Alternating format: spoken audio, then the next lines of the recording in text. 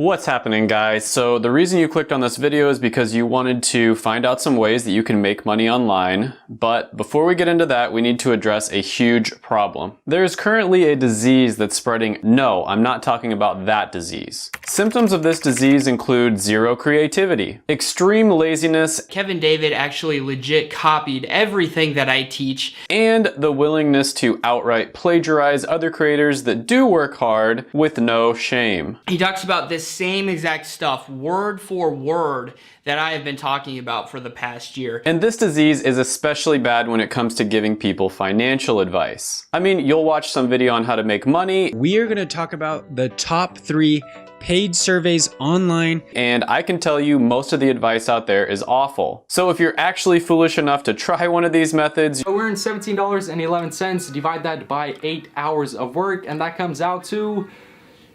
$2.13 per hour. You're probably going to be very disappointed. But don't worry, because I got you covered, fam. Over the years, I've tried a lot of the make money online stuff out there, and there are a few methods that do actually work. I started trying all sorts of different side hustles and small business ideas as a teenager, and there were a few methods that actually worked, even for somebody who didn't have any experience and was broke. It's so easy, a caveman could do it. The best method that I found made me nearly $100 an hour. And everything that I mentioned on this list is going to be either something that I've tried myself or close friends of mine have done. So it's not going to be some copy of something that you've already seen 100 times. So first on this list is going to be how to sell pictures of your feet. Just kidding. I don't think anybody would want to buy something like that from me. But don't forget to smash the like button if you're into that sort of thing, or just smash it anyways because it helps the channel out a lot. Smash. Thank you. But yeah, I'm amazed that this video has over 2 million views in just a few months. That blows my mind. But anyways, the real number 5 on the list is going to be online tutoring. Now, I actually started doing this one while I was in college, and by the time I stopped doing it, I was making over $100 an hour. So the story goes, I was in college, going through undergraduate, trying to get into pharmacy school, and there's this test that you have to take in order to get into pharmacy school. It's an entrance exam called the PCAT. So I really wanted to do well on this test, and I scoured the internet forums. I basically bought like every book there is to try to do really well on it. And there were a ton of different resources out there. Some of them were pretty good, some of them were really bad, and then there were a few that were really good. I also asked a bunch of people that did really well on the test, and some people were just naturally really smart and they were going to do well on the test anyway, so it didn't really matter what they studied. And then others were really good at researching what the best options were. And so it took me hundreds and hundreds of hours of studying and exploring and trying different things out for me to find what the absolute best option was, and this one was so much better than anything else out on the market. It wasn't even funny. And for the 0.01% of my audience that's actually studying pharmacy, it's Dr. Collins PCAT Prep. Seriously, this guy, Dr. Collins, must have an inside guy that writes the questions or something, because the stuff he told us to study was exactly what was on the PCAT. It was crazy. It was almost like he wrote the test himself. So anyways, I'm not that smart. I'm not one of those students that just naturally does really well on their tests and it really doesn't matter what they study. So I was able to do pretty well on this test because of the fact that I was able to find that really good resource. And so a lot of my friends wanted to know how I did so well on the test, and I shared my secrets with them. After a while, they started telling their friends about it, and it sort of just like spread through all the people who were taking pharmacy in undergrad at the University of Kansas. And so I started charging like $50 an hour or so because so many different people wanted to know how I did so well on the test. Now keep in mind, at this point I had done zero marketing. It was all word of mouth, and people were coming to me wanting to pay me just to tell them which resources to buy and basically how to go about studying for the test. So I started off by charging around $50 an hour, and eventually it got up to the point where I was charging around $150 an hour. And this was a win-win for both parties involved, because I was saving them hundreds of hours of time that they would have wasted studying and trying different resources that weren't nearly as good, and I was probably saving them thousands of dollars. A lot of companies would offer options where you would fly to a study facility for like a week, pay them several $1,000s, and they would supposedly tell you everything that's going to be on the test. But this option that I offered was much easier. You didn't have to fly anywhere, you didn't have to pay thousands of dollars, and it was getting people much better results. And on top of that, I was reinforcing my prior knowledge, which ended up helping me a lot in the future. So I was basically getting paid to get better at what I was doing already in the first place. So obviously this is going to be different from person to person. Most people watching this probably didn't go to pharmacy school, and so they can't tutor people on the PCAT, but a lot of people watching this, maybe you took a big test in high school like the ACT or the SAT and you did really well on that. Or maybe you're just really good at some random subject that a lot of people aren't that good at, like math for instance. The general rule here is the more specific, the better. So a specific thing that you're good at, like a specific test or maybe a specific type of math that you can help people study for, that's probably going to be more profitable for you. For instance, I know medical doctors that charge thousands and thousands of dollars to tutor students on how to get into medical school. The big thing here is to just be creative and think outside the box and think about what you've already spent your time doing and how you could save people a lot of time if they were to just pay you some money in order for you to tell them what the best resources are or how to study for a test. Now, there's a ton of different ways that you can advertise your tutoring services. Really good would be, Facebook Marketplace, Craigslist, online forums are really good as well. You can also join different groups, like for instance, I joined the Undergrad Pharmacy Society at my school, the University of Kansas. A lot of the time there'll be Facebook groups that are completely dedicated to that subject as well. So you just want to join those groups and just start offering really valuable insights, and people will probably just start naturally reaching out to you. If you want to be a little more aggressive, maybe at the end of a post where you just offer some, valuable insights, you could say, I am offering one-on-one tutoring if you want to reach out to me. You don't want to be too braggy or selly or anything like that, or you might end up getting kicked out of the group. Now, the one downside to this one is it does take up a lot of your time when you're meeting up with people one-on-one, but later on in the video, I'm going to show you how you can basically turn any of these methods a little bit more passive, so you're not exchanging your time for money, you're more exchanging your resources or your knowledge for money, and that way you don't actually have to be there as much to help them. Number 4 on the list is going to be flipping items or online arbitrage. Now, I think a lot of people know about this one a little bit at least. You basically buy an item at a lower price and then you sell it at a higher price. And this can be an amazing side hustle if you have the cash to buy and sell stuff. So one really good tip here is always make sure that they come to you so you don't spend too much time on money or gas. So you always want to make sure that they come to a place near you, so maybe meet at a gas station that's just around the block from you. And this is whether you're buying or selling. It doesn't really matter. Either way, you want them to come to you. The only time that you'd go somewhere is if it's like maybe a really big couch or something that you have to haul, or it's just an incredible deal that you can't pass up. So you want to have an estimated price that you're willing to pay for the item, and then when you get there, you want to negotiate a little bit and try to get the price down. So some items that I've personally had a lot of success with are going to be phones,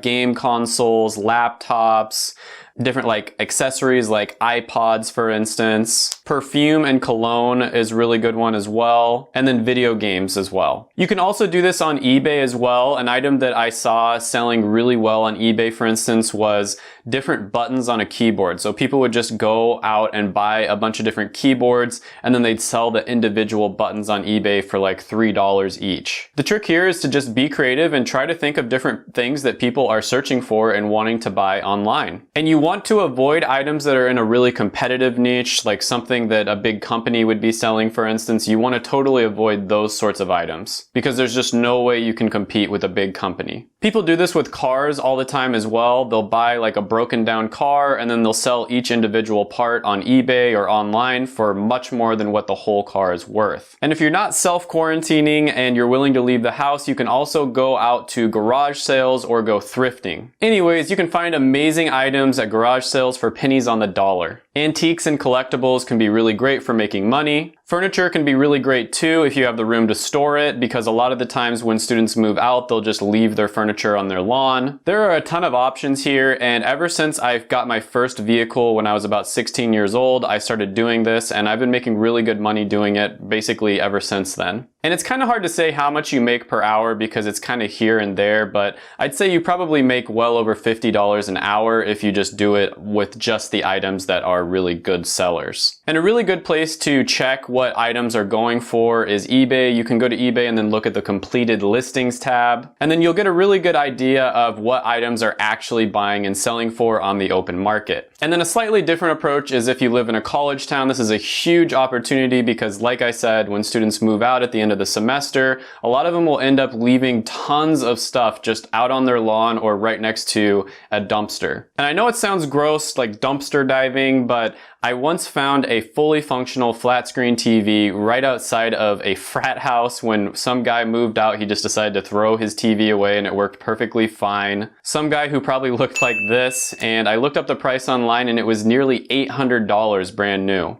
Thanks, Chad. Now this one can be great as a full-time gig, but it's also just really good as a side hustle as well. Something that you can do once in a while. You kind of just wait for something to fall into your lap. Don't spend too much time on it. So number 3 on this list is going to be teaching English online. So 2 really great resources for this are going to be Cambly as well as QKids, and these are ones where you can just basically get started with this. And I think this one is pretty self-explanatory, but you basically teach people that are not from the United States of America how to speak and write in English. With Cambly, you're making around $20 an hour when you first start off. With QKids, it's around $10 an hour. QKids is a little bit easier to sign up for than Cambly. And usually they just want to chat a bit, and you don't have to be like an expert in English. You don't have to have an English degree or anything like that. They basically just want to have a normal conversation with normal American or dialect, if that makes any sense, with somebody who is from the USA. Now you can start off on these websites just to get a little bit of experience, and then after you've done it for a little bit, you kind of know the ropes, you can go out on your own and charge a lot more. And I had a roommate who basically lost his job and he ended up working a side job on Cambly just to be able to pay the rent and get by. And he actually ended up loving it. He ended up moving to Asia later on and becoming a full-time English tutor. And he would basically just teach rich people's children the nuances of English and help them become more fluent in it so they'd have a better chance of getting into top American schools. And last I heard, he was making over 6 figures doing this, so it's definitely a viable option, and he didn't have any formal training as a tutor or any language degree or anything like that. It was all self-taught. Number 2 on the list is going to be online freelancing. So this is another really great one.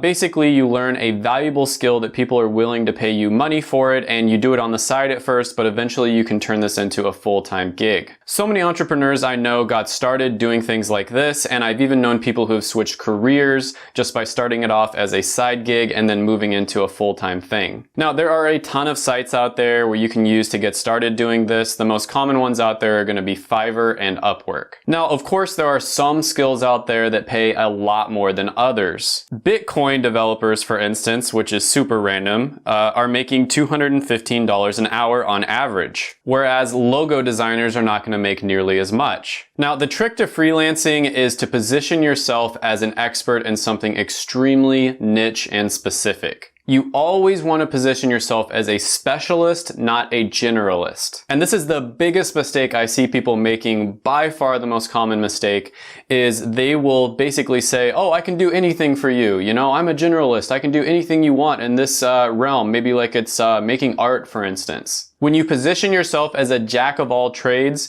you end up getting paid less. You can look at this with doctors or lawyers, basically any profession out there.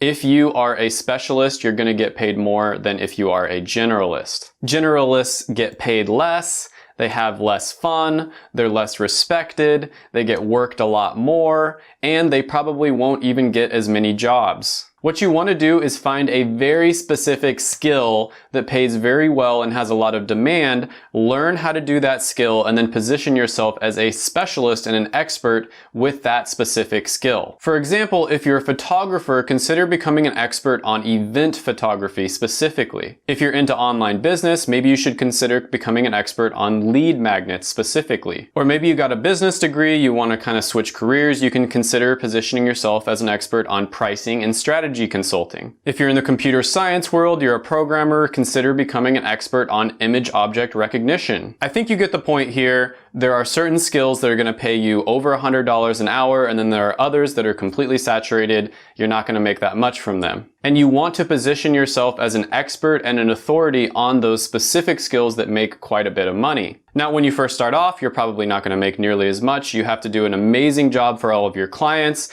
and then you're going to get your name out there, and there's going to be a lot of referrals and word of mouth and all that sort of thing. Now, number one on the list is very similar to freelancing, but in my opinion, it's even better, and that's consulting. Now, there are a lot of similarities here. Just like with freelancing, you're going to want to become an expert or a specialist on something that has a lot of demand and pays very well. Now, with freelancing, you would start off by doing most, if not all, of the work yourself. This is what's known as a done-for-you business model. And it's extremely time-consuming and also can make you very tired because it's probably very hard and repetitive work. And so for that reason, it's not quite as good as consulting, in my opinion. Now, with consulting, it's more known as a done-with-you business model. And the reason for that is because you would be telling clients how they can do something for themselves. And because of that, it's much more scalable than freelancing because you're not going to be doing most of the work yourself. And with all of the different ones that I've listed, all 5 that are on this video, you want to try to move towards more of a done-with-you business model whenever possible. Now, there are several different ways of doing this. Some consult purely just over the phone, or they consult over a Skype session, and they're charging, over $500 an hour a lot of the time. And then others already have pre-prepared packages where they teach people exactly what they're looking for, and that way you don't have to spend hardly any time at all. So they might make a manual or a video course or a program or something along those lines. And then so the client would study it on their own, and then any questions they're confused with or anything like that, they would either email or call the consultant. This takes up even less time, and so it's even more scalable. Now, a great place to start with this would be on a site like Clarity.fm. Nate O'Brien, who's a really cool guy and a fellow YouTuber here in the finance niche, charges almost $17 a minute to consult with people on his Clarity.fm. And that comes out to over $1,000 an hour. He consults with people on how to grow their YouTube channel in the finance niche. You see what I mean here? Very, very specific. If he was just consulting with people on how to grow their YouTube channel in general, there's no way he could charge $17 a minute. I've paid several consultants before, and I've never had a bad experience. It's been worth every penny. I've also done consulting myself, and I plan on doing it a lot more in the future. Now, all of the methods that I mentioned can be scaled by either hiring somebody else to do some of the work for you, or by pre-packaging things like I talked about before. You always want to be focused on how you can move towards a done-with-you business model rather than a done-for-you business model. And I highly recommend, once you get some experience, to do this as much as possible, because then you can buy yourself time and freedom. Make sure to watch my videos right here. I made them just for you. Go ahead, smash the like button, hit the subscribe button, ring the little notification bell, and then comment down below any ideas you have on the video or any other videos that I should do. Thank you so much for watching, and bye for now.